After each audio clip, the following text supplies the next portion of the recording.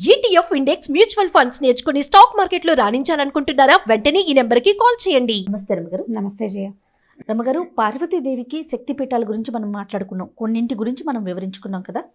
అయితే లక్ష్మీదేవికి కూడా ఇలాంటి శక్తిపీఠాలు అంటే ప్రాశస్త్యం ఉన్న స్థలాల్లో లక్ష్మీదేవి ఉన్నారని నేను విన్నాను. వాటిల్లో ఏదైనా మీకు తెలిసింది ఒకటి మనం చెప్పుకుందాం ఈరోజు.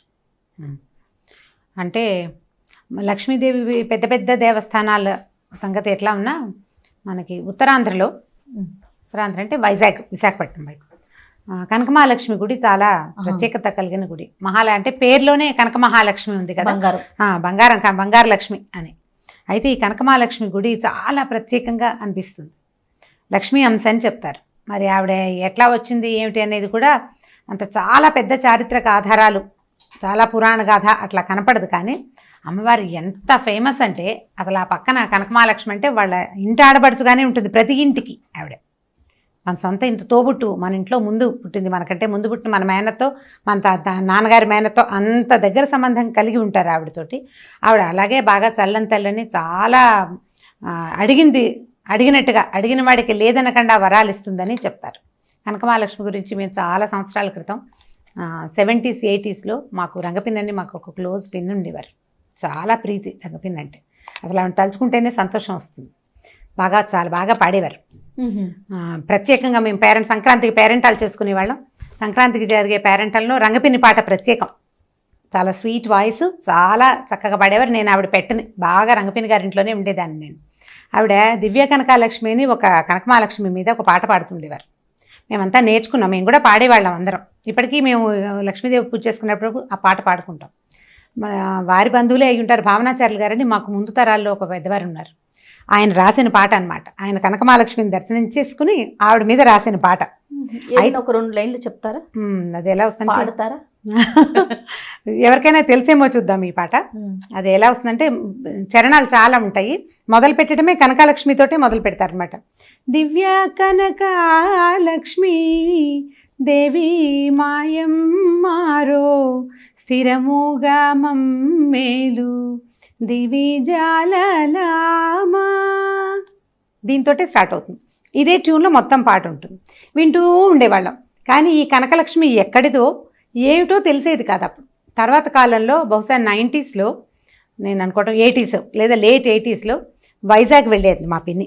వాళ్ళ అబ్బాయి అక్కడ కాపురం పెట్టుకున్నప్పుడు వెళ్ళినట్టుంది.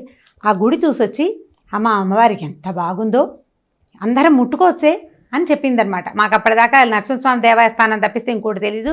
గర్భగుడిలోకి వెళ్ళకూడదు ఆడవాళ్ళు, అలా స్థిరమైన అభిప్రాయాలు ఉన్నాయన్నమాట.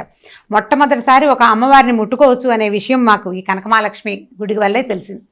అప్పటిదాకా తెలీదు. ఇప్పుడు మేమున్నదేమో మచిలీపట్నం, ఏదో పల్లెటూరు. వైజాగ్ దగ్గరికి వెళ్ళి మేమేం చూస్తాం, మా నాన్నగారు అమ్మగారు చూసారట, కానీ మా అమ్మ ఎప్పుడు ఆ సంగతి చెప్పలేదు. మా నాన్నగారు MA చదివారు వైజాగ్లోనే. ఆ సందర్భం రాలేదు. ఈ పాట వల్ల ఆవిడ అమ్మవారు బుద్ధిలో నిలిచి ఉన్నదనమాట మాకు. అయితే ఈ తర్వాత కాలంలో నేను అప్పుడు 90sలోనో లేట్ 80sలోనో తెలుసుకున్నాను. అక్కడి నుంచి నేను 2000 వచ్చాక అమ్మవారిని చూశాను. గర్భగుడి లేని తల్లి. ఆమెకి గుడికి చుట్టూ తలుపులు లేవు, పైకప్పు లేదు. అలా ఎలాంటి బహిరంగమైన ఒక మండపంలో ఉన్నారు. చాలా పెద్ద విగ్రహం అని చెప్పడానికి వీల్లేదు. సుమారుగా అంటే మన పాస్పోర్ట్ సైజ్ ఫోటో లాగా కనిపిస్తారు. ఒక చేయి లేదు, వామహస్తం లేదు, అమ్మవారి ఎడం చేయి ఉండదు. కుడి చేతితోటి ఒక తామర పువ్వు మొగ్గని పట్టుకుని అంత ప్రతిమ. కళ్ళిలా కొంచెం అరమోడ్చినట్టుగా ఉండే నేత్రాలు, చక్కగా ఉంటుంది. అందరూ ముట్టుకోవచ్చు, ప్రతి వాళ్ళు ముట్టుకుంటారు. పూజారి ఉండరు. ఎవరు వెళ్తే వాళ్లే పసుపు కుంకం తమ చేతితో పట్టుకెళ్ళింది తమే స్వయంగా సొంత పిల్లని ముట్టుకుని బొట్టు కాటిగా పెట్టినంత ఆపేక్షగా పెట్టుకుంటారు అక్కడ. అది చూడ్డానికే మహా బాగుంది అనిపించింది. నేను కూడా పట్టుకెళ్ళిన పసుపు బొట్టు పెట్టాను, పువ్వులు పెట్టుకున్నాము, గాజులు పట్టుకెళ్తే తగిలించి వెనక్కి తెచ్చుకుంటారు. ఈ వైజాగ్, శ్రీకాకుళం, ఉత్తరాంధ్ర వైపు ఉన్న జనమంతా ఏ బంగారు వస్తువు కొనుక్కున్నా తీసుకెళ్ళి అమ్మవారికి పెట్టి తెచ్చుకుంటారు. ఏ చీర కట్టుకు కొనుక్కున్నా కొత్త పట్టు చీర తీసుకెళ్ళి చూపించుకుంటారు. చూపించి తెచ్చుకోవటమే. అన్నీ చూపించి తెచ్చుకోవటమే. కొత్త పట్టు చీర కొనుక్కున్నాం, 10,000 పెట్టి పట్టు చీర కొనుక్కున్నారు, అమ్మవారికి చూపించి తెచ్చుకుంటారు. పిల్ల పుడితే ఒక సంటి పిల్లని 21వ రోజు ఎప్పుడో స్నానాలు బాణాలు అయినాక అమ్మవారికి చూపించి తెచ్చుకుంటారు. ఈల వెలుపులాగా. ఇక వాళ్ళ ఇంట్లో ఒక పెద్ద మనిషి, ఆవిడకన్నీ చూపించాలి, అట్లా చూపిస్తారు. పెళ్ళిళ్ళు శుభలేఖలు మొట్టమొదటి శుభలేఖ ఆవిడ పేరు రాసి ఆవిడ పాదాల దగ్గరే పెట్టుకుంటారు. ఇక పాదాలు కనపడవు కదా, ఇంతే ప్రతిమ ఉన్నది, ఒక గట్టులాగా ఉన్నట్టు ఉంటుంది, దాని మీద ఈవిడ కనపడతారు. పైన పక్కన చిన్న మన ఎలా ఉంటుంది, ఒక దీవాన్ మీద కూర్చున్నట్టుగా అనిపిస్తుంది అనమాట. ఆ పక్కన పెడతారు. అక్కడి నుంచి ఉద్యోగాలకి వీళ్ళకి ఆర్డర్స్ వస్తాయి, ఆర్డర్ కూడా పట్టుకెళ్ళి ఆవిడకి చూపిస్తారు. ఇక అన్నీ చూపించడమే, తమ జీవితం మొత్తాన్ని ఆవిడ పాదాల చెంత పరిచేస్తారు ఉత్తరాంధ్ర జనం. ప్రతిదీ అసలు ఇంట్లో ఉన్న పెద్ద మనిషికి చూపించినట్టే అనమాట. అయితే ఈ ఐతిహ్యం ఈవిడ ముందు కథ ఏంటంటే, ఈవిడ దాదాపుగా ఒక శతాబ్దం కాలంగా ఇక్కడ కొలువై ఉన్నారు. 1912లో ఈవిడ విగ్రహం ఒక బావిలో లభించిందని చెప్తారనమాట. అయితే 2 కథలు చెప్పారు. ఒక బ్రాహ్మణ ఆయనకి గుళ్ళోంచి వెలుగు రేఖలు కనపడితే ఆయన బావిలోంచి తీయించారని ఒకటి. అయితే నాకు అక్కడున్న మా మామగారు ఒక ఆవిడ ఎలా చెప్పారంటే, ఆ చుట్టుపక్కల ప్రాంతాల్లో ఒక ఆవిడకి నిద్రలో కల్లో కనపడ్డారట, బావిలో నేనున్నాను, నన్ను తీసి ప్రతిష్ఠ చేయించమని చెప్పారని. అయితే అంతకుముందు ఏంటంటే కళింగ రాజులు, తర్వాత ఈ రాజ్యాలని ఇక్కడున్న దీన్ని వైశాఖేశ్వరి అని ఒక మాతని పూజించేవారు అక్కడ రాజులు.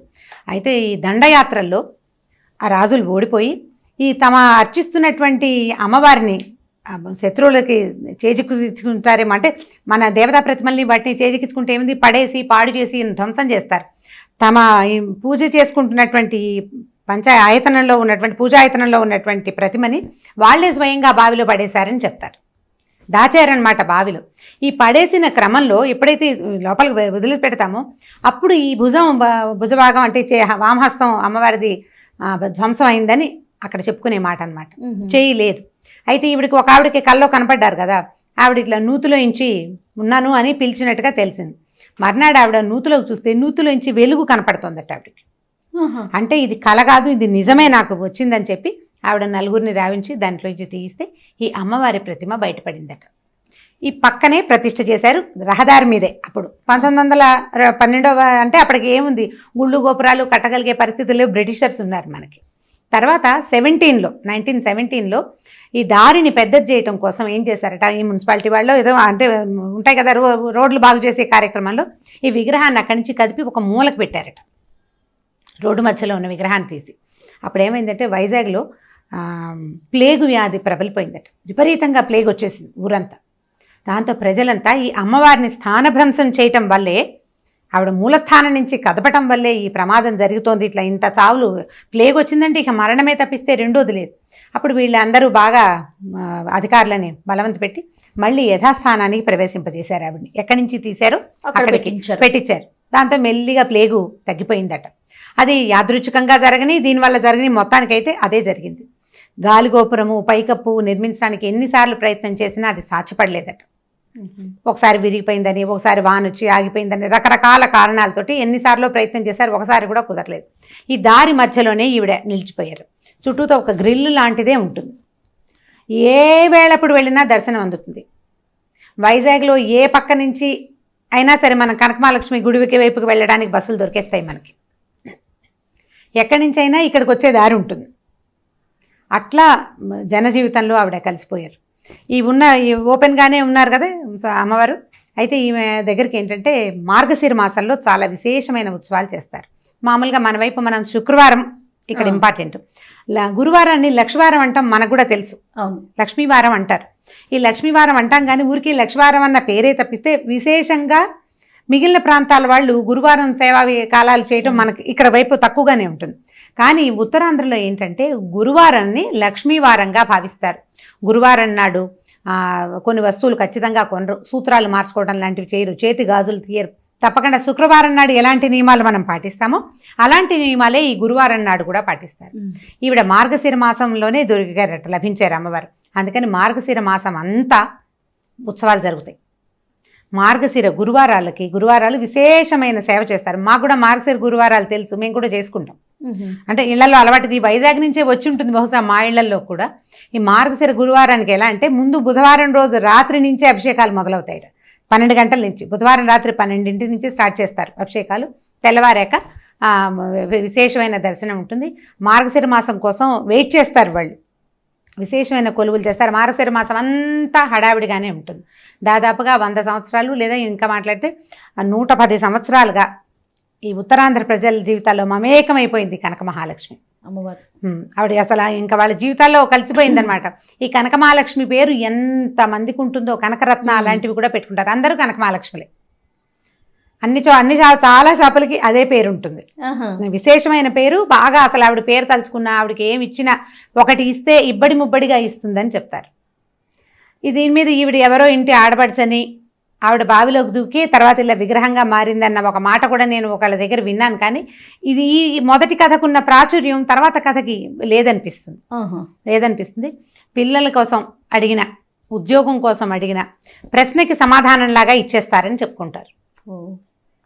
ఒక క్వశ్చన్ దానికి ఆన్సర్ లాగా అంత స్పీడ్గా సమాధానం ఇచ్చేస్తుందని, మనకున్న భక్తి శ్రద్ధని బట్టే మన ఫలితం ఉంటుందని బాగా విశేషంగా సేవించుకుంటారు. నేను చెప్పా కదా, ఏది కొనుక్కున్నా తీసుకెళ్లి చూపించాల్సిందే.